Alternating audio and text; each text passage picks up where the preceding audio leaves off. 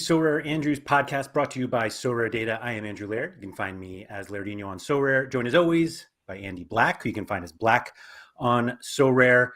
For those who are already questioning, no, we did not coordinate our shirts, but apparently it is Blue Flannel Shirt Day here on the SorareAndrews podcast. Sorry for those of you listening to the audio version, can't take in these excellent shirts that we have. Thank you to some people who've already hit us up in the chat.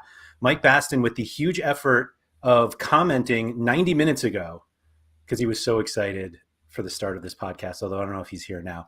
But Chad MacArthur, Predictology, and Bob Flynn, thank you guys for joining us. I will say that there are Ozarki's in now. So I just wanted to say that I've had some conversations with a few people who do watch this stream live in Europe. And I know that it's like late for a lot of you, late enough that I would never dream of doing this, of staying up and watching. But thank you very much for doing that. We definitely appreciate it. And Andy, how are you? I'm doing great. Yeah, I guess what is it, about midnight? Yeah, it's like midnight 5 or 11 in the UK. Yeah. But Greater Europe. You're early to bed guy, like you're like 10 p.m. guy, right? I am. I have kids, two of which can sleep, one of which is 3 or she'll be 4. And she's like a maybe 6 a.m. wake up. And I'm just somebody who like, I need a certain amount of sleep. I can't do like 5 hours. I get it. And so it's, I just have to go to sleep. And it's funny because you're an hour behind me. So we're like chatting and it's like 10:30 and I'm like, man, I got to get ready for bed. And I know you're up for hours more for a number of reasons. So, but yes, thank you everybody who takes us in live from ungodly hours. And if you are like me and would happily just watch the replay, thank you guys for tuning in there. The audio ones, I don't know how to thank you. You probably are just like walking your dogs or on your commute. So thank you for taking this all in. We had this idea. I don't remember what happened that I was like, we should talk about mistakes. And your response was like, we've done this already. Yeah. And I was like, no, we haven't. And we went back and we found 2 episodes where we're like, we talked about things we messed up and how we were going to fix them, or whether we fixed them or not. We're like things that we did that messed up, or one of them was like, this is what we were planning on happening, and this is why it didn't happen. But I think there was a different angle that I wanted to take today in terms of these fixing mistakes, because I made a few, and I actually had a conversation with somebody earlier today, or as part of a Discord chat, about a mistake that they made today that I've made multiple times. And I'll say I've made it twice, and if I make it a third time, I might have to leave Sorare. I know what mistake you're about to talk about, and I've made the same mistake as well. Oh, okay. So that feels, I don't know if that actually makes me feel better. Alan in chat was wondering if the shirts are intentional. They are not. This was purely happenstance that we both put these shirts on today. But Quinny, thank you for joining us. Congratulations on your unique. I've heard it from multiple people and not from you. But yeah, nice step up. I like seeing that. So there are a lot of mistakes you can make in Sorare, and I feel like people who, I don't even want to say people who joined when I joined, because it probably goes further back, but I think it's still part of the game that like you come in and you're like, you don't necessarily have a plan, which I think is reasonable. Like, I think it's okay to like not come in with a plan, meaning like in like reality is you're just like, yeah, I mean, let me go buy some cars. This is fun. And then you get to a certain point and you're just like, man, that I shouldn't have done that. But like, it's really hard to avoid that at the beginning. Like, I agree. And I think that part of like learning is going through that pain or going through those mistakes and learning that you shouldn't do that. And honestly, that's why I really like, is it Chani? Is that how you pronounce? I really like his content. I've been kind of following it as best as I can, but you kind of see him experience that exact thing. Yes. He came in and he bought a lot of cards of guys that he wanted or guys that he liked. And I think he had a lot of limiteds at one point. and then he sold out of those, and now he's buying some rares, and you just see that whole like journey and kind of like learning from your mistakes and all the different decisions that he's making. He's very transparent about them, and it's refreshing to watch that. For sure, for sure. I will say the two things about that is one, it feels like Chani has realized it much faster than most people. That I think a lot of people, it takes like just a long time to be like, wait a minute, I like it takes them to say like I haven't won anything in like forever and I don't know why, and then you go back and you're just like, oh, I spent my ETH in the totally wrong way to do what I'm trying to do now. And then you kind of just go through the whole like, well, let me sell everything and like focus. I will say it seems like Chani picked that up a lot faster than most other people. But I remember when I started, now I guess I had been on the platform for a few months, but a good friend of mine was like basically wanted to try Sorare out. And it's really difficult to try this, like to just try it out because it's kind of expensive already. This was before limiteds. So like it was like, how much do I have to spend and why am I doing this? And then you start building teams and you're just like, oh, those aren't competitive. And just trying it out is not the same experience as like just doing it. Totally. Absolutely right. Absolutely right. Throw 1/10 of your budget on or whatever. Yeah. Yeah. And this was back when like the casual league was limited to 8 weeks. Yeah. And so Sorare is like really difficult to try. And so that makes it easier to make mistakes early on because it's really like trial by fire. Like you go in, and I will give Sean credit for this, that Sean is like the only person I know that came in and before he really bought anything was like, this is how many cards I'll need for this. This is where I think I want to compete. This is what it might cost. And I think he got lucky in like one of his first early moves, but he can discuss that another time. But he's like, there are a lot of people who like, I don't know anybody else that has done that, who's like planned out what they're going to do before they get in, because it seems like when you start, like every minute that you don't have a card, you're just like, I should get a card. I should get a card. And then you buy one and you're like, well, I need a lineup. And then you get a lineup, and it's just like, it snowballs, and not the good snowball of snowballing rewards, of snowballing just how much you're buying in. And yeah, so it depends how long it takes you to realize like, I've made a mistake by just like buying a bunch of stuff. Yeah. And now I need to figure it out. And I'll give Chani the credit that he's figured this out a lot faster than others. And it's funny because I also watch his Sorare stuff, and my son watches his FIFA stuff. Like Chani's like a household name in our house now because because we both watch like his content, but for different things. So I think like the biggest mistake that and it's like 99.99% of the platform makes is buying cards without a plan. Yeah. And we'll get to tons of other mistakes that you can make after you have a plan. Sure. Like I think that's like the biggest one that I think if people are starting out, and I can't imagine people who are like just starting out or catching this podcast, but if they are, welcome. But you just need to plan at first and figure out like what you want to do and then go from there. Yeah, I liken that to like there's a philosophy in like IT development, plan, build, run. We call it PBR, not to be confused with the beer, but it's plan, build, run, and it's you plan out what you want to do.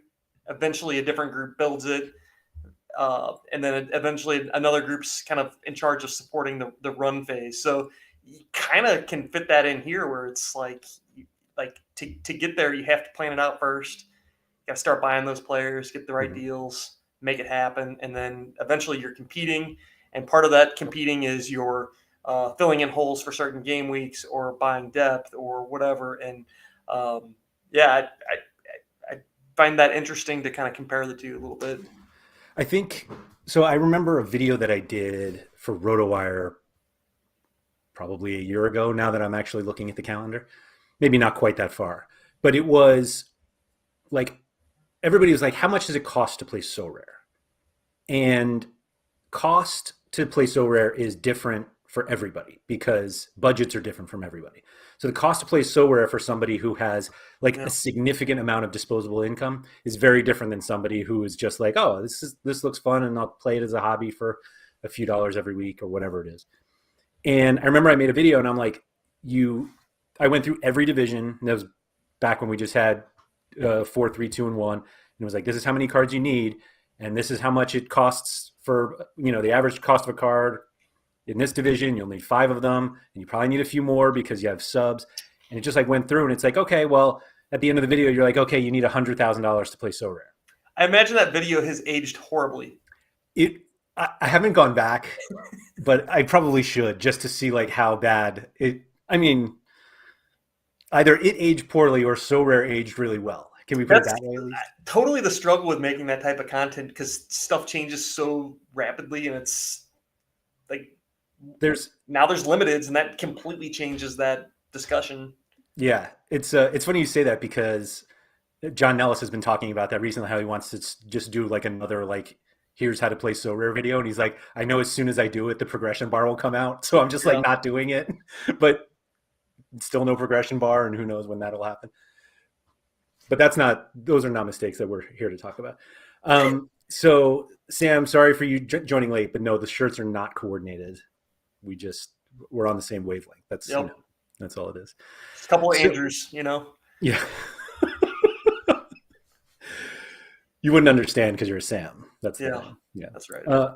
So the mistake that I was going to bring up, that I teased that before. Can you tell people what the mistake is, since you apparently know what it is already?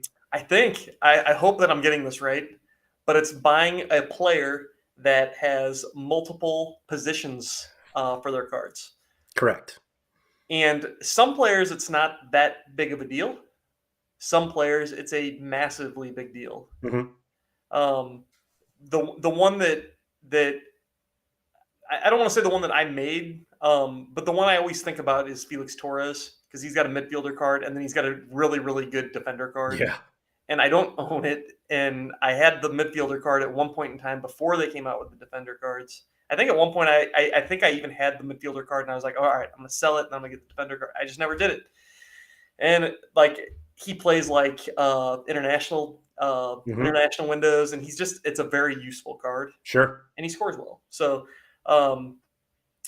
there's other guys where it's not as severe, but you do see people making this mistake all the time. And I know that you've DM'd me about cards that you've bought and done the exact same thing. So my response to it was actually a lot different, because it was less the scores of the card and more that I needed a specific position filled. Gotcha. And so, sorry, I'm laughing because Mike Bassinger said this should be the SorareAndrews kit going forward. I love the idea. Anyway, so it's happened to me twice now. I like how it's happened to me, as if I didn't like have full control over all of this. But when I was building my Champion Europe team, I wanted a Martin Terrier. I don't know if it's Terrier, whatever it is. The guy's got midfielder cards and forward cards. His older ones are midfielders. And I needed a forward. So I was like, all right, let me go. And I like look on Sorare data and I'm like, all right, he's got cards for sale. I put in an offer, it's accepted. I'm like, sweet. Right. I got this really cheap card. And honest to God, it wasn't until like days later when I went to put it into a training lineup, because he wasn't playing. And he popped up as a midfielder. And I'm like, that's weird. And of course, I blame Sorare. I'm like, right, the glitch again. Totally miscategorized. And then I like put it in, and I was just like, does that say midfielder? I'm like, damn it. So I immediately post the card to sell, and I was like, oh, all right, I'll be the cheapest on the market. And then I look, and like the 5 cheapest on the markets are midfielder cards, and the cards that are like 1.5x more are forwards. And I'm like, oh, everybody who has a forward card is not stupid. Like, they're not giving these cards away. So did you lose money on that deal fixing that problem? No. I mean, fiat maybe, but no. Because that's another mistake that I'll talk about later. But I almost like refuse to take ETH losses on cards. But anyway, but I did the exact same thing So with was it a Juan. mistake then? Was What's it a that? mistake then if you profited off of it? Um, I I mean, it Yeah. wasn't like it wasn't enough to like it wasn't a success. Like it was a mistake. It may not have been like a problem. It was definitely a mistake. And I did it again like a week later. It feels like. I mean, it was so rare time, Yeah. so who I knows? But remember it was pretty they were it pretty was definitely yeah, they recent. were close. They were close. And I did it with Juan Cuadrado because I was like, oh, I need a defender card. And they had like a good run up of matches. And his defender card scores so much better than his midfielder card. And so and it defaults to defender because his most recent cards are defenders. So yeah, I bought the midfield card, same exact thing. Went to set my champion Europe lineup, go to put in a defender, and I'm like, I bought Cuadrado. Like, where is he? And then I like click over to midfielder, and there he is. And I'm just Does like, he why is that? Does he get a ton of final third touches or something? the clean sheets, Ah. like the extra 10 point, or yeah, the 10 points for a clean sheet, like, and Seems probably the wild to final me third that touches it would too. affect that the clean sheets would affect his card that much, and it wouldn't be like I don't know final third passes or something. Let me see if I can pull them up here because it's definitely better. Yeah, And I mean, it's a good card. And I went to like get it, and like some of them were so much more expensive, and I'm like, why are they more expensive? And it's like, oh, because of defender cards. So of course he's coming off back-to-back 30s. Although, no, it wasn't. Oh, he was on the bench. But does like, does he still play internationally too for like Colombia or yeah, is it? 2 starts there. He had a 23 AA against Peru in a loss, no less. Yeah, But like, it's just a better card, and I didn't need the midfielder. Like that's really like where it goes with me, is that it's less the points because it was more like I had a very specific like I need a champion Europe forward, and I just snap bought yeah. Cuadrado. I mean, not snap bought. Like I knew I wanted him, but then it was like I was like, oh, I just don't want this card. I made a profit on that one too, though. That's funny. The stubbornness pays off sometimes. That's all. Yeah. Mike Basson was saying Kyoto has the same thing. He had forward and midfielder cards. Are there any good cards of players who have the wrong position on their Sorare card? I don't know what that means. Yeah, I mean Rio's a good That's card, true. and you can have the defender. Honestly, I think his defender, midfielder, or forward card would score fine. Yeah, I mean Rio, as a Rio owner, card owner, then it really doesn't matter because the guy just bangs in. Probably on Celtic though, every the day. defender card is going to be really good with the number of clean sheets they get. Probably. I mean, the defender card is definitely better, unless you need a forward. Yeah. If you need a forward, then it doesn't matter. Well, they only have defender limited cards anyways. All the other ones are forwards, right? Right. And frankly, the guy plays midfield more than anything else. Yeah.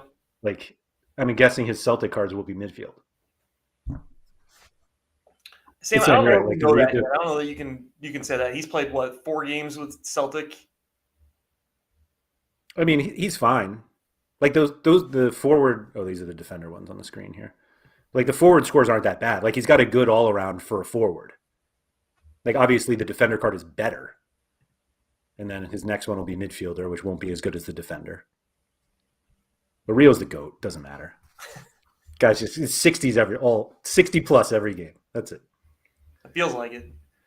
I keep messing with Quinny. I'm telling him that I'm going to sell my Rio, and I'm going to start as soon as they come out with the Scottish Premiership. I'm gonna build a Ranger stack, and I'm just gonna share it on social media every week and share it with him so he can see it. Just eat the Ranger stack. Yeah. Yeah. And honestly, Quinny, if you want to buy it from me, it would be even better because I could use your ETH to make a Ranger stack. Quinny's not going to talk to me for a week. No, never again. Yeah, there it is. Oh well. Yeah.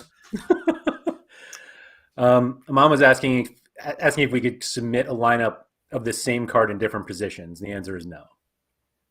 But I brought that up actually in a group chat the other day, and everyone just like berated me for the idea. I think you should be able to do it though. Is there a player that has a card of every position except for goalkeeper? I guess. I still think they should have made that Enzo Perez. Is that who it was? Yeah, a goalie card. Would that have made the card like useless though? Yes, Well, but if he starts, he gets the 35. He would get that's like all it. That's all you get, though. he would get no other actions though, and I he don't would think get so. and if he conceded goals, Yeah, he like wait, if the team if they conceded concede goals, 3, then he goes down to 15. but if the team got a clean sheet, he'd get that bonus, He would. huh? Yeah, He would. passes too. Man, that would be weird, wouldn't it? That'd be interesting. Yeah. Attempted Oh yeah. assist, that's right, because they do get like big chances created and stuff like that. Long passes into the Or he's opposition. not- Oh yeah, yeah, yeah. Every single lost possession though would be killer. I don't know, no more than a defender card, right? I wouldn't think so. Yeah. Yeah, if you ever. Well, do we know that? Can you get a? I Oh yeah. assume you can get a goal or an assist. Yes, Bodart got a goal, and we've Oh, had and lots. Allison. Sean Johnson got an assist. Yeah, yeah. There's been Yeah, lots of those. If anybody plays DFS on FanDuel, you cannot get assists or goals from goalies. Really? It's so dumb. That's bad. And you need to play an entire game to get a clean sheet. Why wouldn't they just fix that on their matrix? That's Because it's not like it's a long-term game. Like it's not. No. It's not like Sorare where like you buy a player and then like that could affect things. Like they can just fix their matrix at any time and it would be fine, right? Yeah. Francisco here said, as a River fan, I really want that card. I really wanted that card too. And I'm not a River fan. I just happen to have some River cards. And I remember when it came out, I think AJ got the super rare. And the Doyle Meister got the rare. And I remember like bidding on it. I'm like, I'm not going to be able to outbid this one. So I just gave it up. And as soon as like a month later, I saw the final price. I think it was like 0.25. And I was just like, yeah, it was not bad at all. Yeah, I should have just bought it. I'm looking at it right now. 0.313. Point what? 0.313. Oh, 313. That makes me feel a little bit better. Yeah. Yeah. I don't know. The time ETH was, yeah. I don't know, May of 2021. So, which it's like an eternity ago. So speaking of eternity ago, I tweeted today about how there were 20,000 entries in All-Star Limited this past weekend, and that in June of last year we were at 20,000 users with at least one card, and I'm just like, this growth is just silly. I was thinking back, I'm going to be totally selfishly thinking back about how when I won All-Star D4, and I was like, there were so few, like the number of people you have to beat now is just so far beyond what I had to. So I'm glad I got that out of the way. Not to go back, who's the Mexican goalkeeper that played in the field a lot? Somebody in chat will know. No. Kind of like a legend, and I think he played like in the MLS as a field player. And but I do think that there's like room for that, like being. Yeah, there you go, Campos. Jorge Campos. But yeah. I feel like that could be a thing someday. Like I don't know, something that we see. I mean, we had a whole podcast about wacky ideas, right? Well, I don't even mean wacky ideas. Like something that actually happens, like a player that used to be a goalkeeper and now he's playing as a defender or something, or maybe his rookie card comes out and he's a defender and he switches positions or something. I don't know. I feel like there could be some interesting stuff there. With the number of leagues and teams on the platform now and how many they have plans for, surely there's going to be some league that they have that happens more often than not. Yeah. Chani just joined us. Chani, we literally talked about you for about 10 minutes earlier, so it's a bummer you missed that. We'll have to catch up tomorrow at the gym. But yeah, so for anybody who's buying cards, just check the position because it matters. Speaking of Chani. So what other, did you like think of any mistakes when I told you like this was the topic? Yeah, but mine are a little different. And I think that it really goes back to like the earlier conversation of plan and not being willing to make changes quickly. Mm-hmm. And I'm like super like I'm very patient and I'm willing to like play things out, sometimes to a fault. Mm. So like waiting, like okay, my team or my player is in a bad run right now. I need to wait this out. At some point, you do have to just move on and either take a loss or whatever. And I've got lots of examples of uh, patience paying off, the card coming good, but I've got uh, lots of examples of patients not cashing in and not even like one card. Sometimes it's just like a whole region where I'm just throwing five guys out there, or like the Bruges stack was not doing well, and it's probably still not doing great. But I think the last like month, Miggs and Mekele and Hendry have put a few good games together. I Yeah. know Jimmer has won some cards and stuff with his little defensive stack he's got going on there. So um, I'm still happy I got out of that and just like formed a new strategy. Sometimes like just getting out of what you're doing and coming up with a new idea just brings that freshness and that like uh, just rethinking, I guess, helps. I don't know. No, I think you're absolutely right. And I think the only thing that you need to figure out when you do that is when patience, the difference between patience and stubbornness. Like Yeah, you are patient and I am stubborn. And so I think us sometimes waiting I'm on stubborn. stuff, that's fair. But like us waiting on things, like I'm just like, I'm going to hold this card until I can make any sort of profit on it. And you're Yeah, like, you should probably just get rid of that card. You don't need it. You want it. Like I think I've definitely cost myself players like cards that I should buy at a certain price because I don't necessarily have the ETH because I'm like I'm not selling this other card for less than I bought it, even though the new card I want might be even cheaper, but I don't have the ETH, and I yeah, just like lose that opportunity, which is really stupid, like really stupid. right. And then I decided to sell Raphael Boré for much less, and he quadrupled in price. I'm never doing it again. Yeah. Mike just asked if there's been a card get hot once I let them go, and that actually like makes me. That's a whole nother area of mistakes. Buying cards for like short terms, buying cards for one game week, and like waiting. And I say that I have to be like really careful with the way I explain this because that can actually be a really profitable thing. Buying cards for one game week. Um, but I tend to buy cards for one game week right at the deadline. So I'm paying that peak price, which fine, I can get away with like little losses like that. And the one recently though was I bought a couple of players for my Marseille stack, and I bought Malik and Rongier, and it was fine. I sold them, and I had a little loss on both cards, and I didn't win anything with them, so that kind of stunk. But when I sold the Malik, he had a hat trick the next week, Oh, that's right. which I immediately, I'm sure, like I would have that price would have come back up a little bit, and I would have probably broken even on it or whatever. It was just like So what you said about how like it can be profitable to buy cards for a specific game week. yeah, I think we're ignoring the fact that the profitable way to buy cards for a game week is to buy them early and yeah, then sell them to people like you ahead yes, of the good deadline. 100%. Yeah. I bought another guy this week for just this game week, and I'm gonna sell him. It's that Sammy Bossett guy that Trip and B was making fun of. Hmm. That everybody's gone through. Like, should I buy Sammy for this one game week?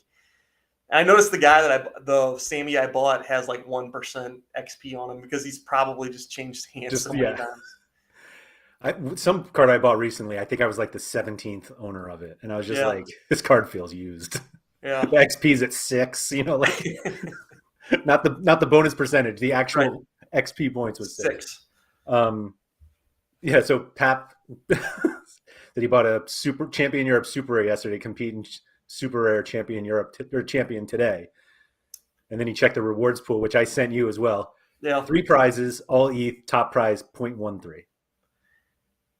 yeah. I had a fun problem there with the old West Ham stack. And do I just try to collect ETH, or do I play for 5 cards and All Star against a bunch of people with gank stacks and Mm-hmm. challenger players that probably run me over? Yeah. That's kind of the interesting mind things that Sorare does to you. The best part was we were talking yesterday, and you were like, I'm just going to enter this in Champion Europe and get the free ETH. Yeah. And you were like, or I could enter in an All-Star and try to win the whole thing, but I'll just get the free ETH.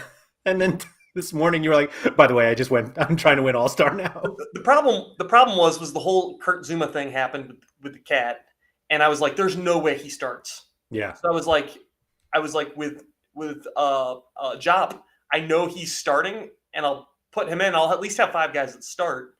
I'll play them in All-Star, and I'll at least have a shot at the big prize. And of course, somehow Zuma plays, and yeah.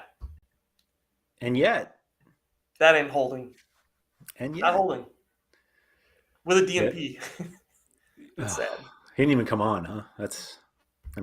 Center backs don't come on a whole lot, but. Right. Yeah. If it were like. Nice. Oh, and there's Pap right behind you. Yeah, with 2.69 left. I think it looks like Mark is your biggest problem there. Yeah, Mark's. Liverpool stacks. I think Mark's guys come on the field and they're gonna overtake me. So. It happens. Did you buy any? But you didn't buy any players to go in there. No, I didn't. I mean, that's literally like the best thing about Sorare is that like right. If you buy cards for the game week, it's not like they disappear after the game week. Like yeah, you have them again to just remind you of how stupid you are. And even if you do buy them, like, okay, you're probably going to take a loss when you go to resell them. But like Sammy Bassett, for instance, I had somebody reach out to me already today, and they're like, "Hey, do you want to sell them for?" It was for 0.03, I think, less than I bought them for or something. But he reached out, and I was like, "No, I'm trying to get closer to what I paid for them. I have them listed lowest on the market. I don't think I'll get it, but I'll just leave them out there, and eventually, I might get close to what I paid for it. Yeah. Maybe there'll be another weird game week where he's the only goalkeeper or something. I think that might be the biggest like trading edge on Sorare is looking at low game weeks, like low game weeks. Yeah. And buying those players for people like us who degenerately buy cards just before the deadline. Well, it's like big gallery problems, because if you look at my like D3 team, it's got like Rio, Bowen, Thorsvet, Gabriel. Like, it's a really good team. Mm-hmm. It just didn't have a goalie. Like, I'm gonna buy a goalie. Gonna buy one. I don't know. Did you actually? I did, yeah. Oh. I bought Sammy. Oh, that's right. Yeah. That one right there. That's a great there team. He is. It seems like a great team. I don't know. Maybe I'm wrong. Maybe it has no shot. Good luck. That's fun. Buy a goalie. Yes. Amon brings up our friend Gator Guy 231, who bought a bunch of Brad Knightons last year. That one was actually a little different because he knew Turner was going to be going to the Gold Cup. So that was like Knighton presented more utility than just a single game week. So I actually thought that was a smarter strategy than just the small ones. Like, if you knew that Marseille-Lyon replay was going to be the only one, what I should have done is just sold my Marseille guys that week and bought them back after. Right. But I never did. Sure. But yeah, I think that's like a huge opportunity for people who just want to trade cards. And it's as simple as go into the lineup builder, look at midweek games. Go into the Sorare data lineup builder, look at midweek games, and find players that maybe it's the player finder or card finder or whatever. It's one of those. It's all there. I mean, both of them do it. Yeah. Yeah, and find players that play in a weird midweek game where there's like, I don't know, low number of teams in that region playing, and there's gonna be a difference in that graph. Like, if you look at that graph, there's gonna be maybe 5-10%, 15%. Yeah, I mean, position goalkeepers probably goes higher. Yeah, I mean, it's not something you're going to like double your money in 1 week, but you're definitely like, if you grind that out, I think there's a huge opportunity there, and I don't have the time or patience to do that. Yeah. And obviously, there's a risk of if you don't sell them, now you're stuck with these guys, and probably not a midweek, and you just have to hope they crush. Or so you that- buy him 5 weeks early, and he's now the second choice keeper, and so yeah, like you said, it's not as if there's zero risk. There's Yeah. risk there. But I mean, there's reasonable risk, or there's risk with every move you do. Whether you're buying the card, buying a card just to play an SO5. Like we obviously focus much more on SO5 than we do trading. In fact, for how many times we're admitting that we sell cards for losses. Nobody should be watching this to trade. But do you ever have you ever bought a player just to trade, just as like a play? So I have bought cards of players that I'm like, this guy's too cheap. Yeah. And I don't have an exit strategy.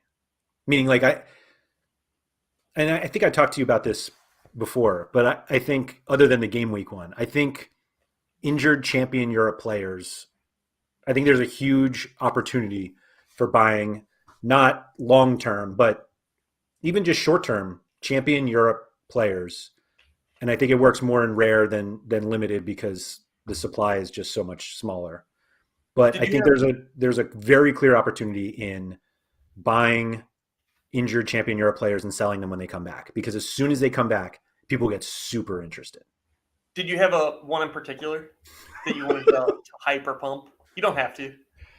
Well, I haven't done this, but the one that I looked at, and I think I told you about this. This is a player that is let me see if I can pull up his price graph here.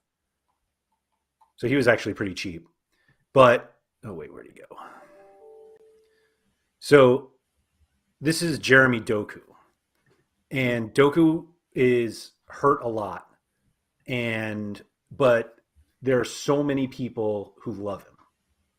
Like he's an exciting player. The expectation is he's going to be very good, and he's good when he plays. The problem is that he's hurt a lot. So like this is his price graph, and like I guess this is off season, and then when the regular season started, this is August. Like he's at, my God, 0.4. So, but he got hurt, and so he's like hurt for a lot. He played every so often, and let me see if I can pull his scores up. Yeah, it's just, I mean, he was off from 195 to what is this, 216. Yeah, but he comes back, and he basically doubles in price in 1 month because he came back from injury, and he, as you can see, the drop, he is hurt again. And I do believe, I don't have the ETH for this, but I do believe that there's an opportunity to buy him at this price and sell him again at point, whatever that is, 1.2. You want another fun one to look at real quick? There we go. Sure. Fofana. Oh, well, Fofana has another thing that he's like lowly minted. But but not that low, right? It's like 74 and yeah. Nope, I don't want that price graph. And I mean, he's probably like, I don't know, maybe a 1 ETH card. He's really, really good. Yeah. Like I would just compare like scores and age to like Saliba. Yep. And I guess nationality too, right? They played together too, so that helped. Yeah, and I don't know. I think Saliba's a 1 ETH card, so why can't he be? Why can't he be? I don't think you're wrong. Month and a half out or something. Yeah, I don't think you're wrong. And let's see, this last one, 0.7, was 10 days ago-ish. Yeah. Yeah, I guess, Sam, that's part of the risk is you don't know, is he going to come back and be 100% or? Mm-hmm. Yeah. You know what's nice is that he is 21, and even if he's not 100% right away, you have a pretty nice card for when he is back to 100%. Right. But then you have the ticking time on his U23 eligibility, but yeah, I don't know. Then you have a champion Europe defender too. So. I mean, he's got till 2025. I think that there's plenty of ticking you can do between. Yeah, that's fair. Whenever he comes back in that. But yeah, so I think there's like a huge opportunity. Francisco brings up Chiesa. Chiesa's injury is like, well, I guess Fofana's was actually pretty, like I wasn't thinking of guys this long because essentially That's an the ACL. Little right, right. that can be 2 years sometimes, or and I say that with kind of a grain of salt. Usually it's a year, but you come back and are not great for maybe another 6 months. Yeah, I don't. I think the benefit of this strategy, and again, this is a strategy I have not tried, and I've done zero research into it. It's completely circumstantial, and I think this is where I'm supposed to say it's not financial advice, also. I think so. But Yeah. but I don't think you need Chiesa. Like Chiesa went for zero point 0.5 today. When is that? Oh, a week ago. Oh, that was actually. I think that's a bot. So let's call it zero point 0.7. But like, so I don't think you need Keys is a problem because he loses U23. But I was Yeah. saying like, with guys like this, you like Doku came back for one game and you doubled your money. Like you Yeah. don't need them to, you don't need them to be good. You just need them to come back. And people are like, oh, I like him, I'll buy him. And I just think if you're willing to wait it out, and again, I think guys like Chiesa, I think it's too long, but I think there's opportunity there. And I told you, I'm wondering if like instead of me actually playing Champion Europe, might be able to yield more just by buying guys who are like kind of injured and Yeah. they come back.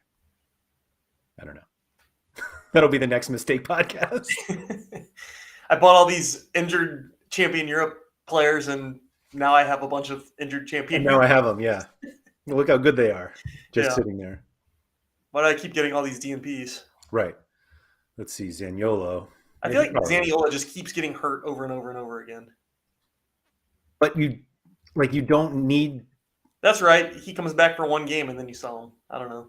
Right. That I mean, I think you need to have a very clear like I am selling him at X price or I'm selling him as soon as he comes back. Like you can't be like, oh, he's back. His price is going up. I'll Yeah, wait a but little bit do you wait longer. till he scores a goal first, or No, I don't think you have to. I mean, obviously, like you're just significantly increasing your risk by waiting. yeah, And like Doku is already going back down. And he's only supposed to be out for 3 weeks. But with him, who knows? Yeah, Zaniolo's like 2 ACLs. That's a lot. Is it the same one, Francisco? I don't know. But I just think the champion Europe, and it probably applies everywhere, but it's just more pronounced to me in champion Europe because those cards tend to have more eyes on them because most people know those leagues more than the others. Like I'm not sure you're getting that much of a return on guys who are probably better returning. margins is what you're getting at, right? Sure. Yeah, I mean, it probably costs more to get in, but I think so. Maybe it's really just the same ROI, just on different starting points. So we kind of saw that with Jordan Morris in the MLS, right? I mean, his cards were like being purchased for free. I felt like last year, especially his limited cards. I think they were like literally going for the floor price of like $2 or something. I'll tell you, since I have one, Yes. 0.01, I probably overpaid. Where did you buy them on that chart? Um, right here. I mean, that's crazy. But there were a lot that went for what? What is that? 0.005? There's a significant number that were 0.005. Here's 0.002. Actually, this was going around. I apologize for completely missing the person who tweeted about this. I had seen this too on Twitter. Yeah, so clearly somebody we follow together. Like Emerson Hinman was truly free. Like 0.0001, like multiple times. Yeah. Oh my god. Free cards. And now what I don't even know what 0.007 is or 6. Yeah, So, he's kind of weird though because it's not like I don't know. I feel like he's not like a very decisive player. Like he's probably like a 50 average guy. So I don't know that like. I guess though when you're buying it literally the floor price, when he's back, no matter what, you're profiting. right. If as long as he's back and healthy and playing.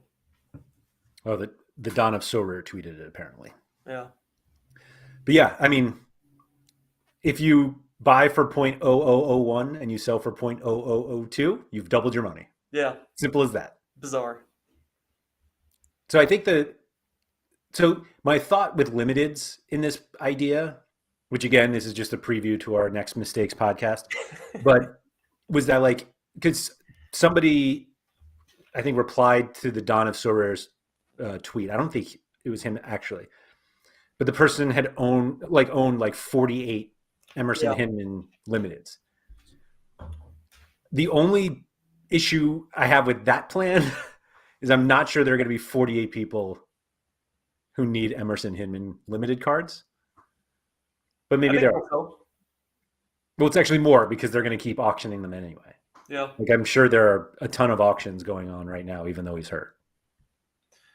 Pull up his scores real quick. Like at best, he's a 50 type player, right? Okay, maybe some 60s. No, he's got some 80s. Yeah. He's fine. He's a threshold player and limiteds don't have thresholds yet. Yeah. And I say yet. I have no idea. Do you have some insider knowledge? No, I know nothing. It would be insider knowledge. That's an interesting card because doesn't know themselves. Buying it at that price, I think right now, if he were selling them, he's like 7xing or something. But I guess we don't know the price that he paid for all those cards. It's not as if he did buy them all at that floor price. Sure, but I mean, but again, it's even if you're 3xing, that's great. Mm-hmm. Mm-hmm. Yeah, no, I think if you have the patience to wait out injured players, and I think the hardest thing for me, I mean, it's not. Yeah, the hardest thing is seeing everyone else talk about their rewards when your strategy is completely independent of rewards. Yeah. Or you could have the bandwidth to do both things. You do both, sure. Yeah. I don't.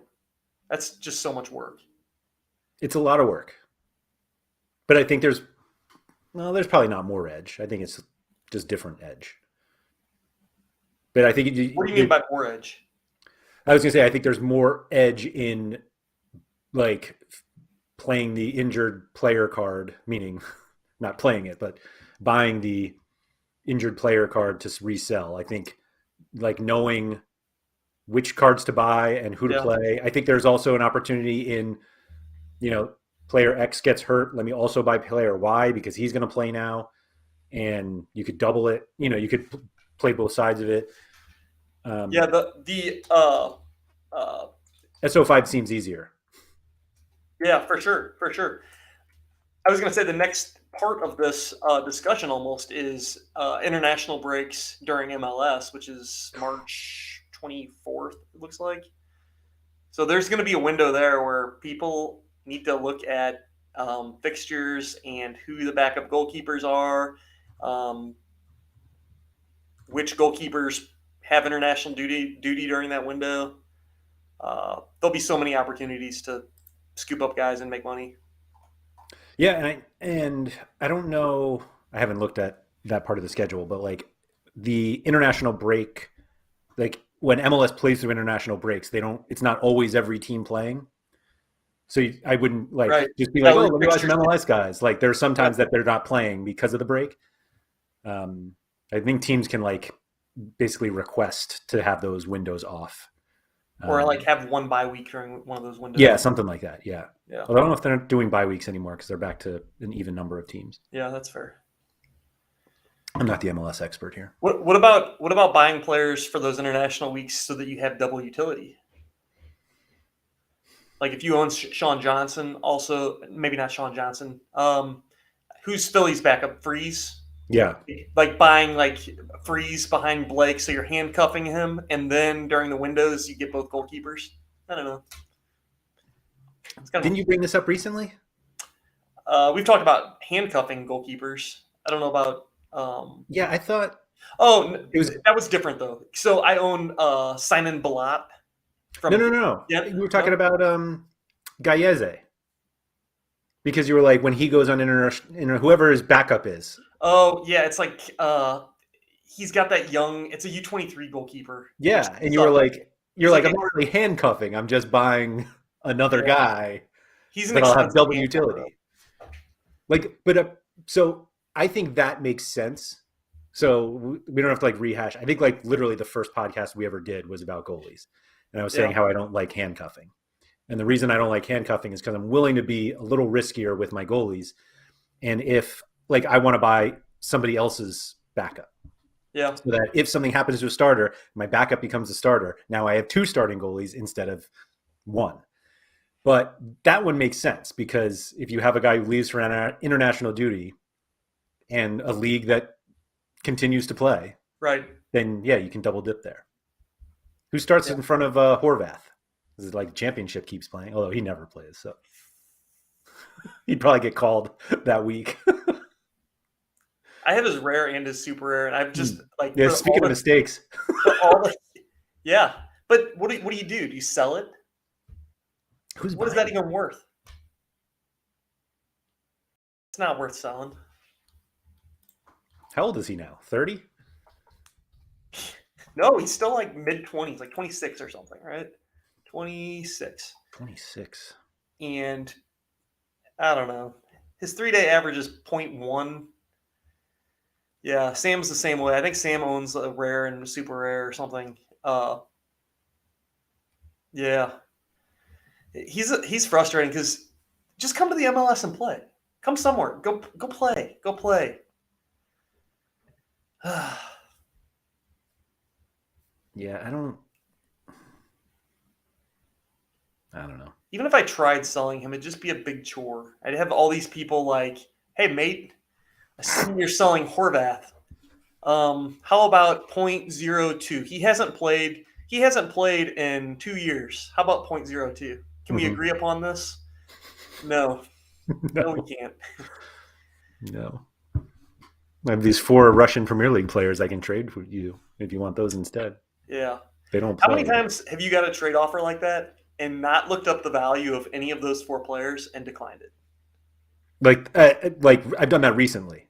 That yeah, it was a 5-for-1, Yeah. and I just snap rejected it. There's no way I'm gonna want to do that ever. You know what? I I mean, frankly, they could have been like grossly overpaying for the card that I wanted, Uh-huh. and it wasn't that I wasn't willing to do the research because I mean, it takes like 2 minutes to look up 5 players and what their Right. value is. But I clearly was just like, it probably doesn't work. Like it's as simple as that. And I was like, I didn't want to spend the 5 minutes to find out it wasn't worth it. So I was just like, no, I'm not. I've done it so many times. Just don't. Your 6 limited players for my rare whoever. Like I'm not looking them all up. And there's I no way that like this is going to be reasonable. I'll say that I'm very clear. So those are just offers that like come to me like in the game. I Yeah. will say that I'm very clear with people when they were like, "Are you open to trades?" And I'm like, "I am always open to a trade as long as I'm getting somebody that I will use in a lineup." Yeah, that's fair. And like I specifically say I don't want to acquire players that I have to sell. Like if you Right. want to buy a card and you think what you're giving me is equal value, then go sell those cards yourself and then give me the E because I'm trying to sell a card. But I so when I see these like my one rare card, it's not even change of scarcity. Like my one rare card for your 5 rare cards, like it's just not worth it. And they're probably not helping me. And if the value is more, I'm just willing to give that up. I apologize. I just read Jimmer's comment and I got a 5 rare for one tier 3 rare. I just won yesterday. Yeah, Jimmer, you should do that. but he almost did it because Daddy loves quantity. Yeah. Yeah, why not? Just go for it. No, I will say though that I got an offer once on a reward that I won, and it was I don't think it was a tier 1, but it might have been. It was a tier 1 goalie, and I traded it. Like I got an offer for it for 2 limited cards, and I snap accepted. That's the only time I've done it. And the only reason I snap accepted is because I actually knew who the players were. Yeah, that helps. That helps for sure. Mm-hmm. Who was it? it was. I'm trying to think of who the goalie was. Let me Who were look it up. the two limited cards? Mohamed Kamara from Yeah. Salzburg and João Palhinha from Sporting. And the card that I gave up, it wasn't Wellenreuther because I remember I Did would you say that remember. you looked up the values, or you didn't? You were I, just like, I want those two cards. So I mean, I probably looked it up, but it was like close enough. Who was the? Uh, oh no, hold on. It was a reward. I don't know. I'll find it at some point. can the But MLS still bring transfer in players from other? Well, I guess they couldn't transfer. Could they transfer a player in from England? I think only if the player is out of contract. Only if they're out of country. Yeah. So say Horvath should go to New England. Makes sense, right? That's not a bad idea. Oh, it was Lampro, Konstantinos Lampro. Yeah. And I was like, I'm not going to use this guy. I definitely had him for sale. And somebody came to me with the, Kamara and Palhinha limiteds. And I was like, I'm actually trading a rare starting goalkeeper for 2 limited cards. And Yeah. Snap accepted. Speaking of which, even if he went to New England, he'd probably still be the backup. Behind Knighton would come in and just Knighton. like put him in his place. Yeah, I mean, Horvath, Sam's saying that he makes more in England than most MLS goalies. And he's probably right. But I don't know. the dude doesn't play. He just has no desire to actually play soccer. But hey, to each their own, man. Matt Turner's doing the same thing. Yeah. And still selling for like 0.5 ETH. Do you think that that's people just like, I need a goalie. He was good last year. I'm going to buy a goalie. Maybe. I was actually going to bring this up in another podcast, but basically like how much research you do when you want to buy a player. And I think that there are enough people who look at the Turner situation and say, he's the starter. I'm going to take him. I mean, I can see myself doing that in other regions and making the mistake of like Asia, especially because I'm trying to do better, but I don't know the region well enough. And if I wanted a forward, I might look at the market and just be like, all right, he was good last year. People are still buying him, and I'll buy him. And I might Google him or something, but Yeah, no, I think the difference is that America to other people could be Asia to you. yeah, Other right. people are like, oh No, yeah, I don't know. totally agree. Yeah. So the issue Jaime was saying that Turner's staying for now. It's half an ETH for a guy who's leaving in July. So you're getting like half an MLS season, and they're just other guys you can buy. Although And then I will say, goalkeeper prices for MLS are just absurd. some of Right them, after that dip, they just took off. yeah. Although Guzan is still like, somebody showed his chart to me the other day, and it's like, man, for 37, 38, I don't know how old he is, for a really old dude, it's a lot of ETH. He's at 0.4 ish now. Yeah. That's not so. Look at that dip right there. Yeah. It's a tiny dip. Look at Luis Pacheco, 0.102 for a starting goalie. You can now quadruple your money. What about Tim Melia? He's 0.33. And he's younger. He's 2 years younger than You know what's funny is that Tim Melia and Brad Guzan were the first 2 goalies I bought on Sorare. really. Yep. So like I just need guys who I know will start. Yeah. Look at that dip. It's like Why do people keep saying there wasn't a dip? November 10th to November 24th. Well, I think the reason is we were talking about when's the dip, like on November 24th. We were already in one. Is that when it was? I don't know. That would be my guess. Is like we were already We were in it. experiencing it. Ooh, somebody thinks Pulse Camp's going to take Melia's place. Maybe. He will, but Yeah. like next year. Yeah, I don't. Let me see. Yeah, I think Mike though he's already under contract through the end of this season. What did they add another year on? Guzan? Yeah, Yeah. I don't think that guarantees that he's back next year playing. I mean, he could be back next year as a backup. A lot of stuff can happen. Oh no, December 7th. When cheap MLS Yeah, cards. so we did that after. It was even after, We right? were, yeah. And I think that I thought the dip was going to be like January to maybe like mid January is kind of where I'm on record saying To not good, not close. to emphasize just how stupid we are, the podcast name before when cheap MLS cards was "Is another boom coming?" Like, and yet somehow we were like, I wonder if this boom will force a dip in MLS prices. Right. We got the boom part right. Yeah. Mm. Are we Yeah, still in but a like, boom? how much? So, have you looked at goalkeeper prices recently? For like MLS or just Yeah. like in general? Only a couple of these that have popped up. Like I saw Guzan pop up and I saw Turner pop up, but I've not Like looked. Sean Like Johnson Sean is Johnson, like, I've not looked at him. yeah, he's at like 0.65 now. Yeah. And I think it was Blake. Like Blake's like over 0.7. Like, let's see, December 1st. I think we actually started the run. Like, not only did we not accurately predict the dip, but we started the bull run by saying there was a dip. Yeah. We really nailed that. Speaking of mistakes, whew, everybody's listening and watching is like, I'll fix this mistake by stop listening to these clowns. You said Blake's like 0.7 now? Yeah. Yeah. Hmm. I bought one goalie in the dip, and he's just as old as Melia and Guzan.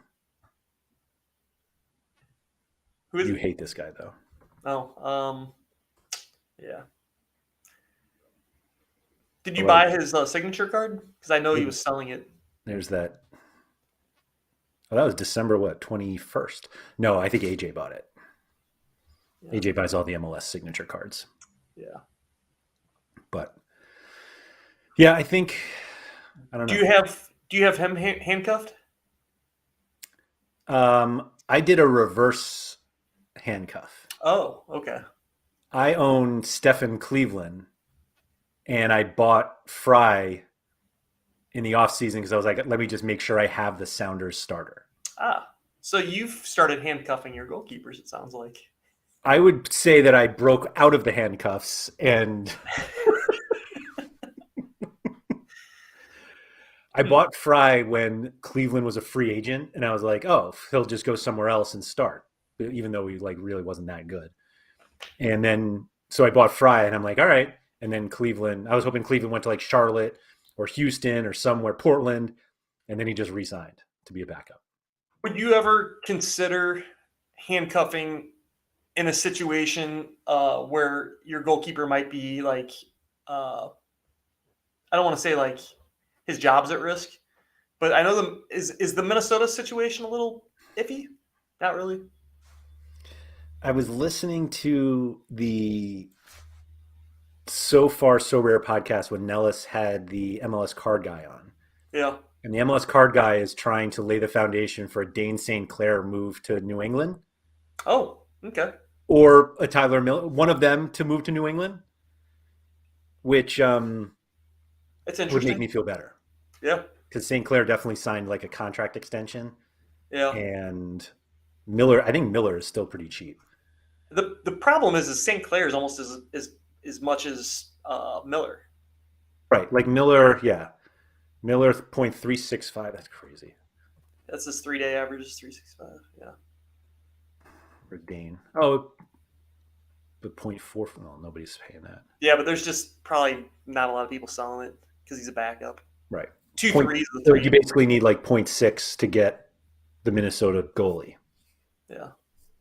So you're just paying the same price that you'd pay for any starter. Blake. Yeah. Yeah, right. I'll just go get Blake. Yeah. What is that a better situation though to own both of those goalkeepers in the hope that one transfers and possibly end up with two? I don't know. Maybe not. I think like buying one with the expectation of a transfer is like too risky. Like I just think there are too many moves that like make sense. Like Jimmy Maurer, But it's he was not that another one. risky. You own both. You own both. Like you own if okay, Dane St. Clair never gets the job, you still have Miller. Right, but I'm paying like so much for. I'm paying 0.25 for a backup, like a card I'm Right. not using. Right, but you're paying 0.3 for the starter, right? Or 0.325 or something. I guess. I feel like, yeah, I don't know. No, I don't handcuff, man. Stop it. Stop trying to get me to handcuff. Yeah. I'm not doing it, other than Seattle. I don't know why I bought that Fry one. Like Fry one was actually one that I was like, I think I could flip this before the season. Yeah. And then I sold. I did that with Jimmy Maurer too. Do I was you, like, I think I could flip Maurer, and then I sold Maurer as soon as those pace rumors started. And do you own Yamar or Nuhu or anybody? no, Would you consider? yeah, I was trying to get a Tolo super rare a few months ago, and it didn't happen. What about Yamar? He's just probably way It's just too. too expensive. He Yeah, is expensive. yeah. He's good. I have two rare goalie, super rare defender like combos. Neither of which are that great. Like one is Miller and Debasi, and the other one is Ivicic and Mabiala. So I'm Ivicic, going to win a lot this summer. Ivicic, huh? Just telling you. I have Ivicic, yes. You made me buy him. What do you mean you're giving me that Ivicic? I didn't make you do anything. He's the guy though, right? He better be. I actually hope he's not, and I hope it's Hunter Salty. That's the guy I really that would be the. So you have him handcuffed too. So not only I didn't that's not a handcuff when neither of them were the starter. I bought the backup and the backup. Interesting. Yeah. So remember, the handcuffing is when you own the backup to your starting goalie, so that if something happens to your starting goalie, I have no idea why it's called handcuffing. It comes from fantasy NFL with running backs, but I don't even know why handcuffing even is the term. You're attaching them together, and yeah, something I don't know. Yeah. But if you are really curious about why I'm so against it, there is a podcast on the RotoWire feed, or there's one on YouTube. It's probably way out of date. We should do another one on it. It's called the Goalkeeper Bundle, and was recorded April 8th of last year. You know, honestly, we really should have a refresh on goalkeeper discussion. And I was talking to Sam actually the other day, and he brought up a good point that, like, you need clean sheets now more than ever to win prizes. Now, does that change my opinion that much on goalkeepers? Like, how much do they matter? How much do clean sheets matter? Clean sheets matter, but does the goalkeeper matter? I think that's up for discussion.